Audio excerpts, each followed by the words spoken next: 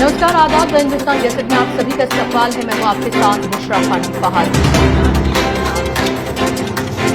श्रीनाथ उसको बिल्कुल वहां पे लगाइए, कोने पे जाकर के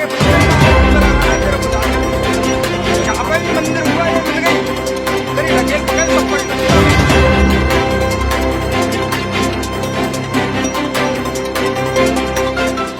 सब्जी बेचने वाला, फल बेचने वाला, चूड़ी बेचने वाला, टांगा चलाने वाला, भीख मांगने वाला, फल सब्जी बेचने वाला या फिर कोई भी अपना छोटा मोटा कारोबार ठेले पर, रेड़ी पर लगाकर अपने बच्चों का, अपने परिवार का पेट पालने वाला अब देशद्रोही हो गया है। जी हां, कुछ सरफिरे जो अपने आप को राष्ट्रभक्त बताते हैं, दरअसल फर्जी राष्ट्रभक्त जिनका सिर्फ एक काम है कि एक मजहब के खिलाफ नफरत फैलाना, वो लगातार इस तरह के लोगों को अलग अलग देश के हिस्सों में टारगेट बना रहे हैं। लगभग हर रोज का अब ये मामूल बन चुका है। आपने मध्य प्रदेश के चूड़ी वाले का आपने वाकया देखा कि किस तरह से उसे सरेआम पीटा गया, बेइज्जत किया गया। उससे पहले आपने कानपुर का वाकया देखा। अब सामने आया है कि मध्य प्रदेश से ही, जहां पर एक दाढ़ी वाला शख्स जो है वो ठेला लगाकर जीरा और टोस्ट बेचता था, उससे उसका आधार कार्ड मांगा गया। जब उसके पास आधार कार्ड नहीं था तो सिर्फ इस वजह से उसको बुरी तरीके से पीटा गया, इतनी बुरी तरीके से पीटा गया उन्हें कि वो अपने पैरों पर चल तक नहीं पा रहे थे। उसके अलावा उत्तर प्रदेश से एक और वीडियो जो है सामने आया है, जहां पर एक घोड़ा गाड़ी चलाने वाला, उसका जो घोड़ा गाड़ी थी वो हरे रंग से पुती हुई थी, उसके ऊपर चांद सितारा बना हुआ था। बस फिर सरफरों को फिर से मौका मिल गया। उन्होंने उस गरीब घोड़े गाड़ी वाले को पकड़ा और उससे कहा कि तुम इतने सालों से यहाँ पर रह रहे हो, घोड़ा गाड़ी चला रहे हो, और फिर उसे पाकिस्तान मुर्दाबाद के नारे लगवाए गए। उससे कहा गया लगाओ हिंदुस्तान जिंदाबाद, कहो भारत माता की जय, और वो मासूमियत से अपने चेहरे पर एक स्माइल रखे हुए सब कुछ करता रहा। फिर उसकी घोड़ा गाड़ी को बाकायदा तौर पर रीपेंट जो है कराया गया, वो जो हरा रंग उस पर पुता हुआ था उसे हटाया गया और उस पर उससे कहा गया कि तिरंगा लगाने के लिए, और हाथ में तिरंगा लेकर वो ये तमाम नारे जो है वो लगा रहा है। और उसको बताया गया कि वो दरअसल जो जिस तरह से उसकी घोड़ी गाड़ी जो है वो पुती हुई थी, वो कहीं ना कहीं उन सरफरों को लगा कि ये पाकिस्तान का झंडा है। और दरअसल कोई भी चांद तारा, हरे रंग पर कोई भी चांद तारा बना हो तो बस वो पाकिस्तान का झंडा हो जाता है, क्योंकि ना तो ये लोग कभी स्कूल गए हैं, ना इन्होंने कोई तालीम हासिल की है। अगर इनके तालीम हासिल करने का कोई वाहिद जरिया है तो है व्हाट्सएप यूनिवर्सिटी। बात ये नहीं है, बात सिर्फ ये है कि इनको सिर्फ मौका मिलना चाहिए कि किसी भी तरीके से एक खास कम्युनिटी को ये टारगेट कर दें, और इसी से ही इनका नफरत का कारोबार फलता फूलता है।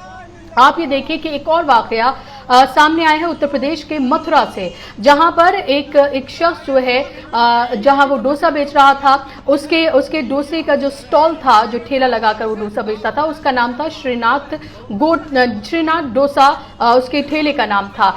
और फिर वहां पर कुछ सरफराई जो है वहां पर पहुंचे और उससे कहा गया कि तुम मुसलमान हो और क्यों तुम इस नाम से जो है वो डोसा बेच रहे हो, और फिर उसे बुरा भला कहा गया। और बुरा भला कहने के बाद वहां से उसका जितने भी उसके ठेले पर जितने भी पोस्टर्स लगे हुए थे, तमाम चीजें जो लगी हुई थी वो सब जो है वो हटा दी गई। उससे खुद कहा गया कि इसको हटाओ, उसको धमकियां दी गई और कहा कि वो आइंदा से ऐसा ना करे। अब इस मामले में खास तौर पर जो ये मथुरा वाला मामला है, इस मामले में पुलिस की तरफ से, मथुरा पुलिस की तरफ से एक ट्वीट किया गया है और पुलिस ने इसमें वीडियो भी जारी किया है।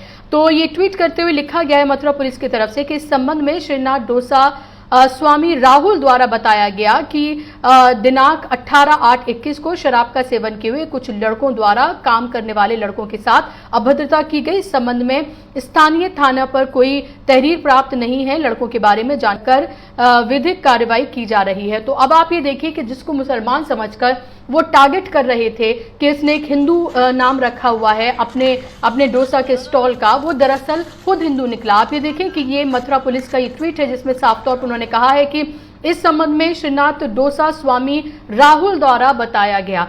तो नफरत के आगे दरअसल ये लोग अंधे हो चुके हैं और इस अंधेपन में इन्हें कुछ भी नजर नहीं आता है इन्हें बस लगता है कि किसी के साथ भी इस तरह की अभद्रता करें, उसे मारे पीटे सिर्फ इस वजह से कि वो किसी एक खास मजहब से ताल्लुक रखता है, उसका वीडियो बनाया जाए, उसको वायरल किया जाए और फिर उनको लगता है कि वो ऐसा करके वो दरअसल हीरो बन जाएंगे और उनको किसी न किसी इनाम से नवाजा जाएगा।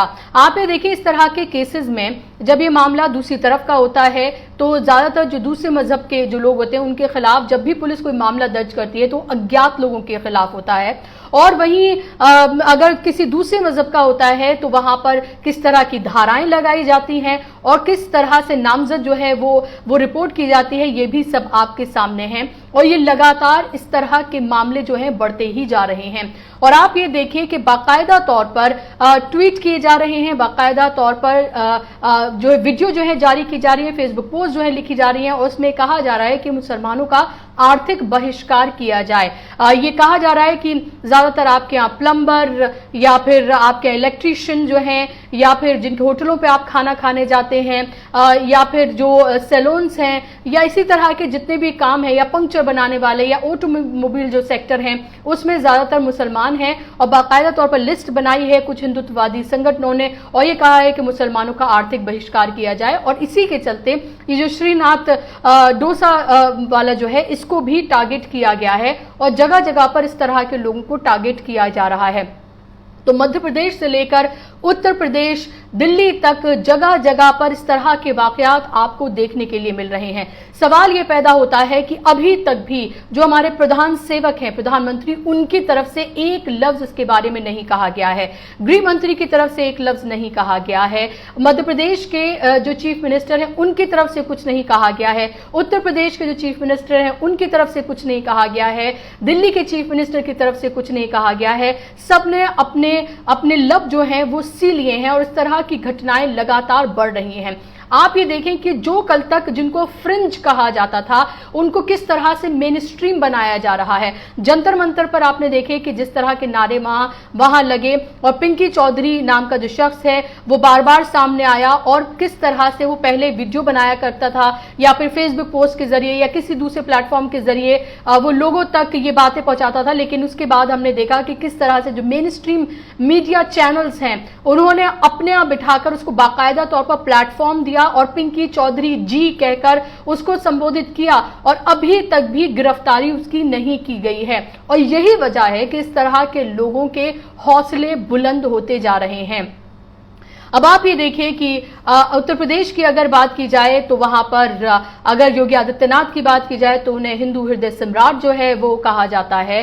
प्रधानमंत्री नरेंद्र मोदी की बात की जाए, बीजेपी जैसी पार्टी ज्यादातर राज्यों में उनकी ही सरकार है, केंद्र में उनकी सरकार है, लेकिन उसके बावजूद भी एक जो नैरेटिव लगातार लोगों के जहन में जो डाला जा रहा है, जो हिंदुत्ववादी संगठन है, जो नफरत जो है लगातार फैला रहे हैं, यति नरसिंह सरस्वती जैसे लोग कि हिंदू जो है वो खतरे में है। अब आप ये सोचें कि जिस देश में 80% आबादी जो है